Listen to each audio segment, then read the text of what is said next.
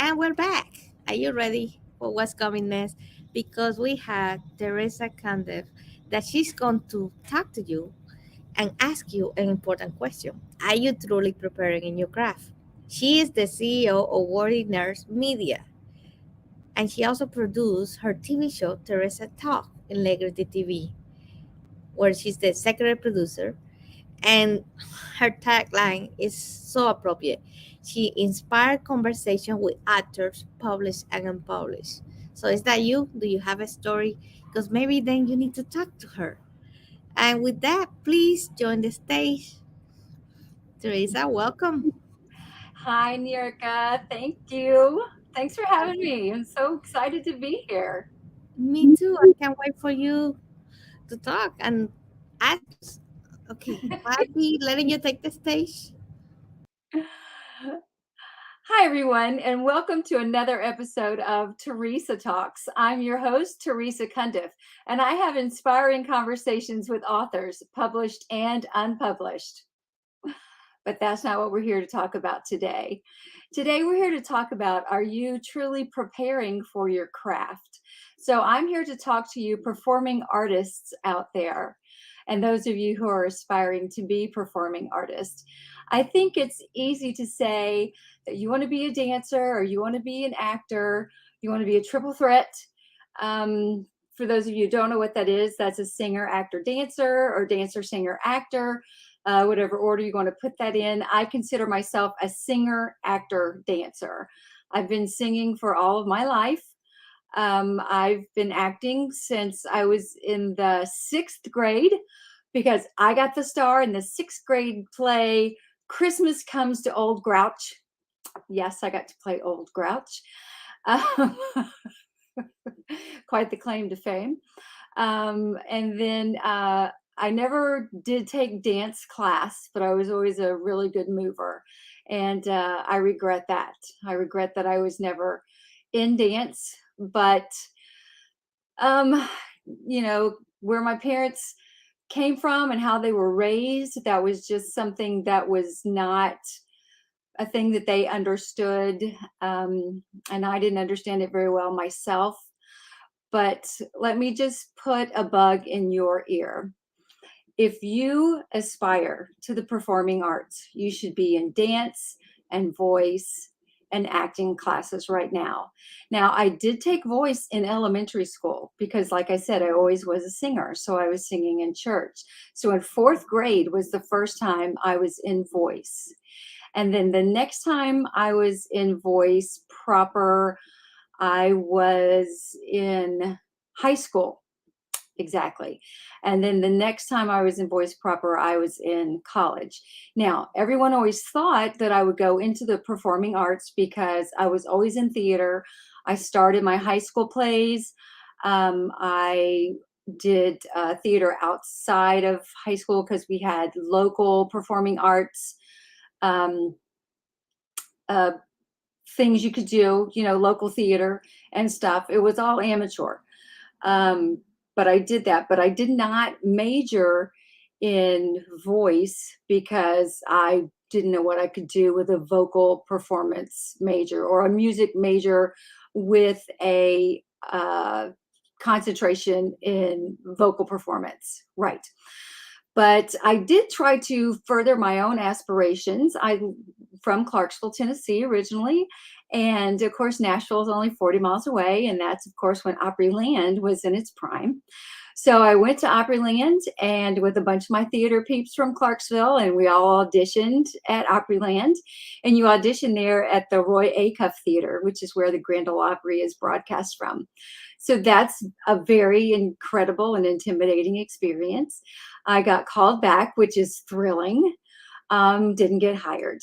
Um, and so I thought, well, that must be because we went on the last day of audition. So the next year, went earlier in the audition season and got called back and got measured for costumes even.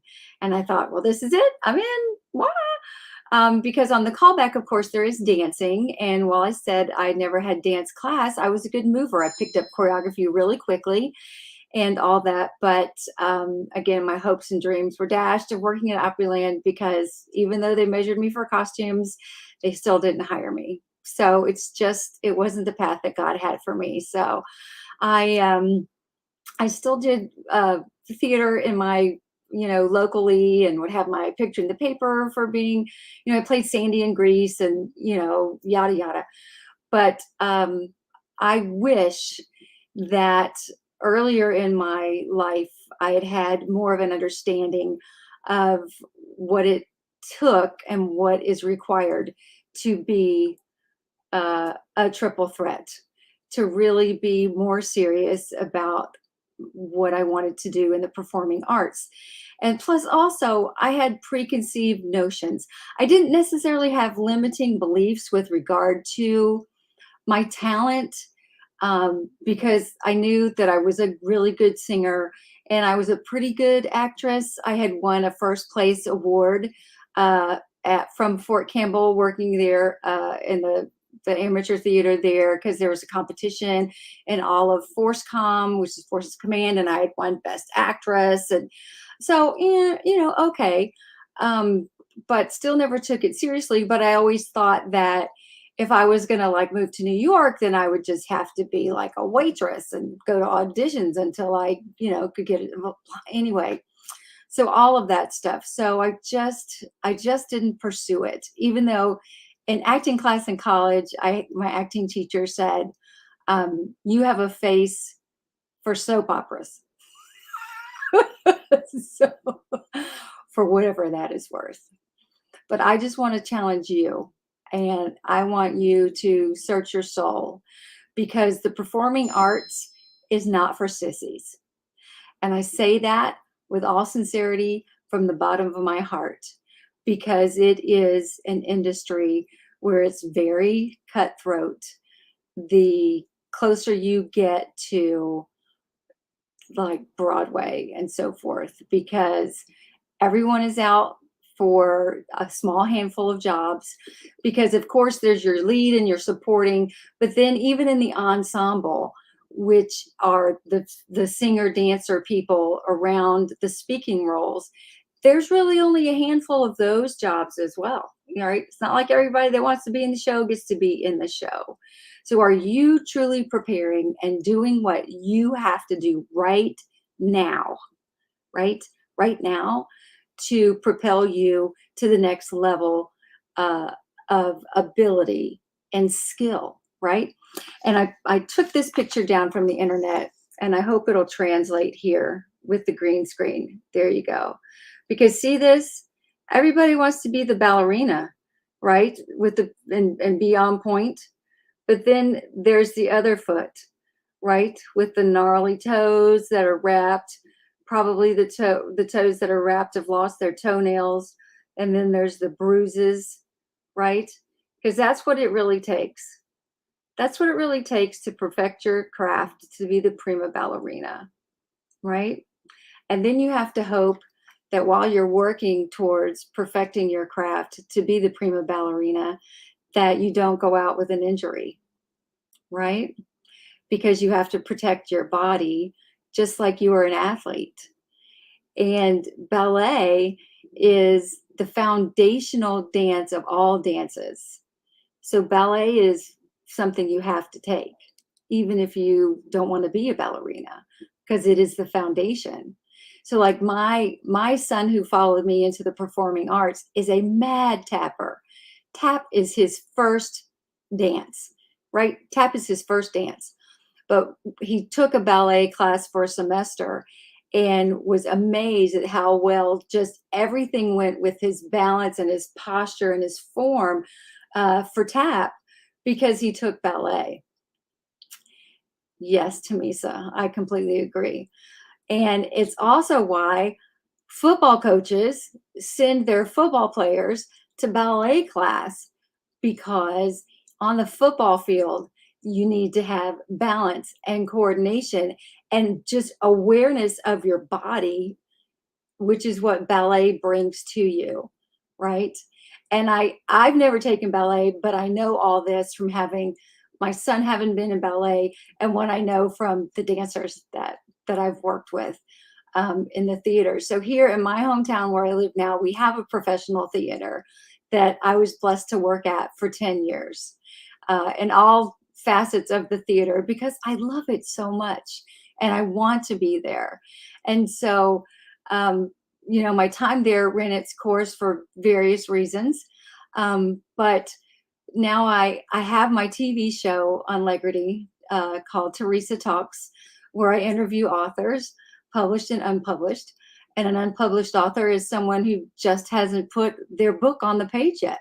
Everyone has a story in them, I believe, that they want to tell and that they someday will tell.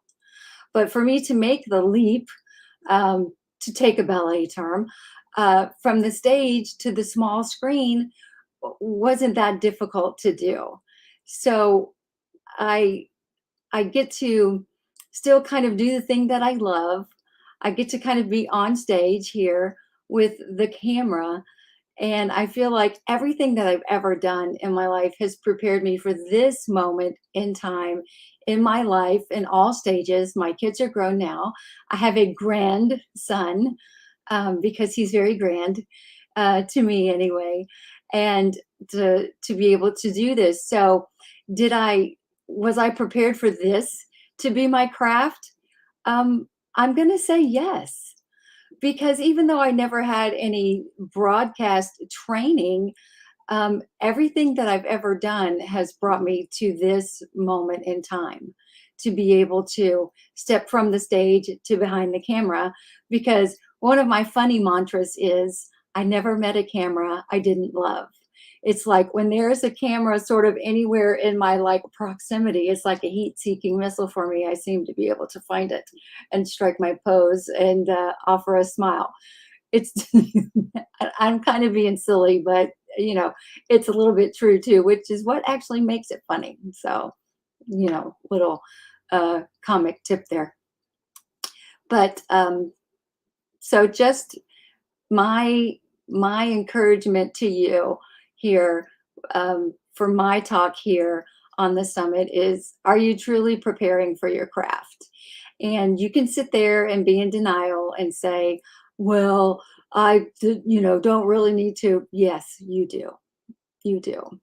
Because you don't want to be that person that's gone through all of the uh, the gates at American Idol, thinking that you're a good singer, right? When you're not. You're the one that's been put through the gates because you're the one that's going to be laughed at when you get put in front of the judges. And what's terrible about that is someone who really loves you should have said, you really can't sing, and you should really, apply yourself somewhere else. Right? Because we've all seen it, and that's why we watch it, because we like those train wrecks, and that's what makes the show entertaining. But what's sad is it's really at the expense of those people, and it's soul crushing.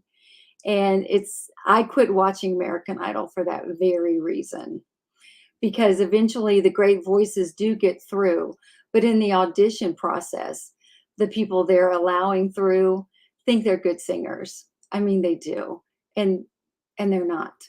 So just don't be one of those people. Get someone to assess your talent that's truly objective. So that's not your mom, it's not your auntie, and it's not your grandma. Someone, a professor at your university, or someone who can really let you know where you need to improve or where you're really good. If you're really serious about doing the performing arts as a career path. But like I said, the performing arts, it's not for sissies. And you really, really have to have a tough skin, because it's tough to face rejection at auditions. And they might tell you right there, thank you, and that's it. And you walk out the door. And you had such high hopes for that role. You thought you were perfect. They're going to take me. It's like Sally Field said when she finally won an Oscar. They like me. They really like me. So I don't know. just just take what I've said as a word to the wise, and take the appropriate actions that you need to take for yourself. And that's my advice. Thanks so much. Thank you so much. That was powerful. And that picture of the ballerina feet, the Hmm. balloons. Wow, I know, right? Everybody wants to be this, but they don't want to necessarily have to have this. But that's where a picture, is worth 1,000 words. I think that's the true value of success. That's the true picture of success right there. It Because is. in order to get to be successful, and ballerinas, they dance beautiful, but they have to put in a lot of work and a lot of time to grasp that practice. It is. It is. And it really does. So like, you go to a voice lesson for 30 minutes a week. And like when I was in college, I took choir because I wasn't in the music department even, but I wanted to be in choir because it was led by such an amazing man, uh, John Mabry. And he was so well known throughout the state of Tennessee. I wanted to be in his choir. I still had to audition for it. And so I did, and I got in. But then I finally had to start taking a real class on Monday, Wednesday, Friday at 10 o'clock in the morning. And I couldn't be in choir much past my sophomore year. And I was real regretful of that. But I have such a passion for the music and the singing. And I still, I sing at church, and I have a CD. I sing the theme song for my own TV show. So I still have several outlets where I get to sing, but and I miss the stage because there's nothing like when you please an audience and they respond to you with their applause to show their appreciation for you. It's that instant gratification that we have in our society today, because we want it right then when we want it. But it does take a lot of work, and a lot of people, they want that, but then it's like, oh, you mean I have to do that and I have to do that, right? So for a 30-minute voice lesson, you have to work outside of the voice lesson to be prepared when you come back to it, right? So there's like the breath work, and then because you want to improve your range. And one thing I could never do was go from my head voice down into my chest voice without that twitch, that in my voice, the wee, yeah, wee, to get into my, yeah. So you know, but I make it work when I am singing, but I never my voice teacher could never get me to like not hit that, I don't know, toggle or whatever it is in my voice.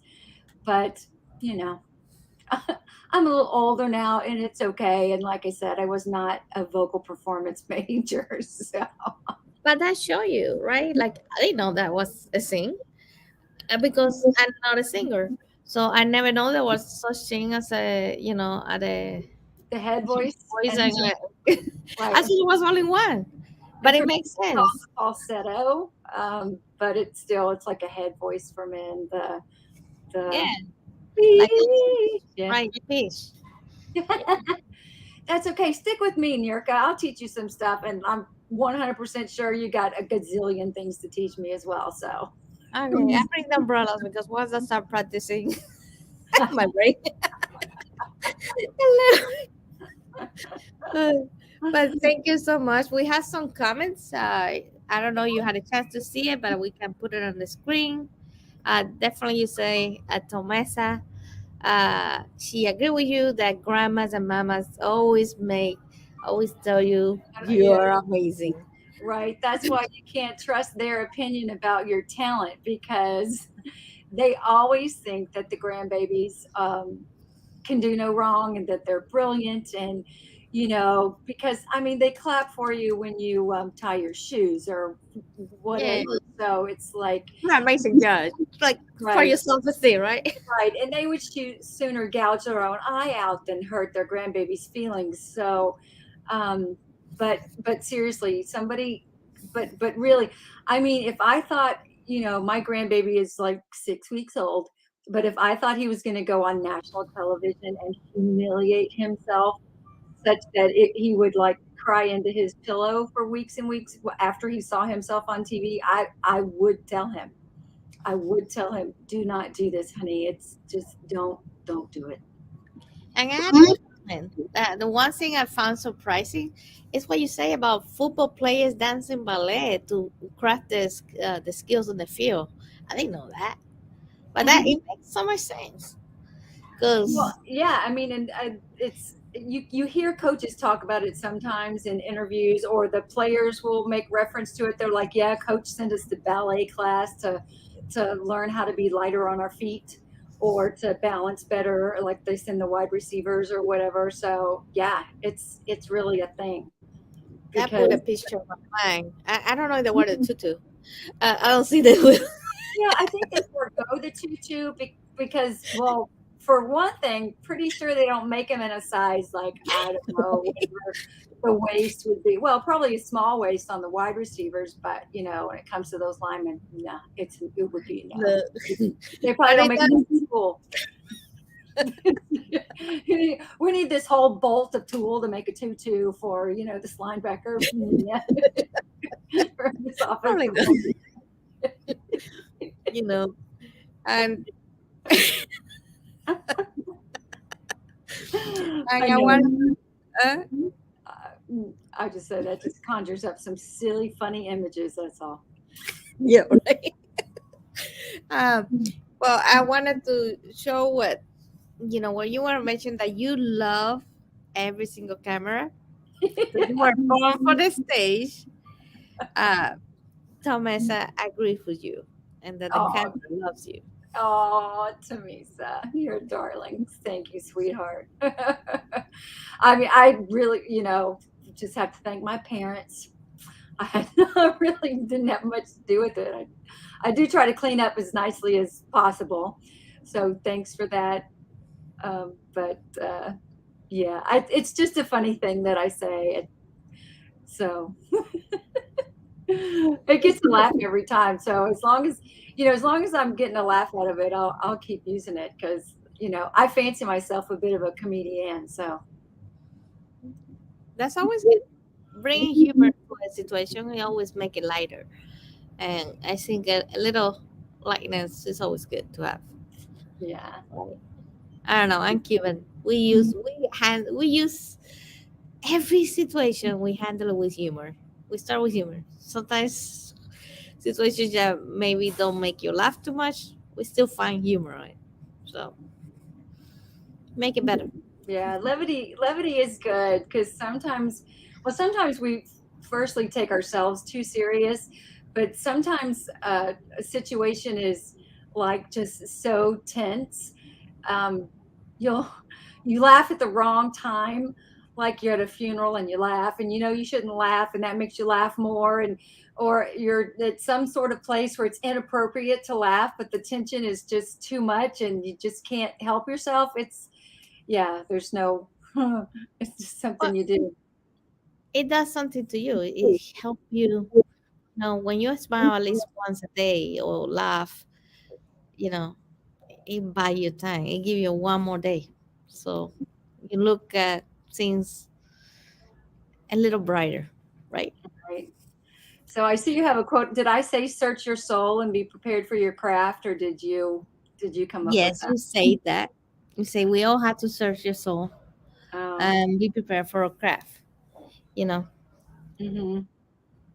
Well, I mean, it just a small. I feel like just a small handful of people really are called or drawn to the performing arts. But it does come down to such a small subset of people who actually make it. Um, so there's the song New York. If I can make it there, I'll make it anywhere, which is kind of the truth. And then of course the pandemic hit Broadway, just square in the head because all the theaters closed down. Everyone on Broadway lost their jobs because there was no theater to attend. um, but I think people love live theater. Uh, if nothing else, then for lack of a better term, the morbid curiosity of it all, because you love the I think the live interaction, but you also love to see if something's going to go wrong, like if somebody's going to forget something or whatever. I'll never forget when we did Beauty and the Beast here at our theater. Um, we were crammed in between like a scrim and the opening curtain before the show started. So then when the curtain went up, we would expand out and take our places right in the dark. But that's how it started. And so when we were in that tiny little space, we actually had to even go in kind of in a certain order, like the middle people went in first from the wings, right? So the one guy had a shepherd's crook, and the way he held it, he got it entangled with something on the scrim behind him.